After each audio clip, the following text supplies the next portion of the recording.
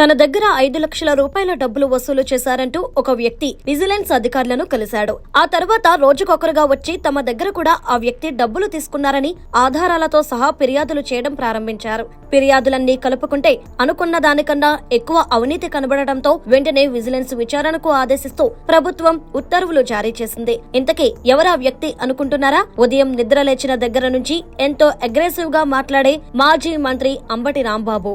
అన్నిటికన్నా తీవ్రమైన అవినీతి ఏందంటే, ప్రమాదంలో ఒక యువకుడు మరణిస్తే ముఖ్యమంత్రి సహాయ నిధి కింద వారికి డబ్బులిప్పించి అందులో తనకు సగం వాటా ఇవ్వాలని పట్టుబట్టి వసూలు చేసుకున్నారు. అప్పనంగా వచ్చే డబ్బుల విషయంలో అంబటి రాంబాబు ఎంత నిక్కచ్చిగా ఉంటారనే దానికి ఇది ఒక ఉదాహరణే అని ఆయన సన్నిహితులే చెబుతుంటారు.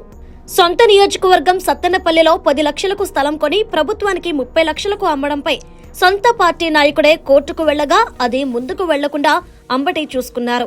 రియల్ ఎస్టేట్ వెంచర్లు వేయాలంటే ల్యాండ్ కన్వర్షన్ కు 5 లక్షల చొప్పున లెక్క కట్టి మరీ వసూలు చేశారంటూ వైసీపీ శ్రేణులే అప్పటి సీఎం జగన్ కు ఫిర్యాదు చేశాయి. ప్రభుత్వం విచారణకు ఆదేశించడం ద్వారా అంబటి రాంబాబుకు సంబంధించిన మరిన్ని అవినీతి భాగోతాలు బయటపడతాయో చూడాలి.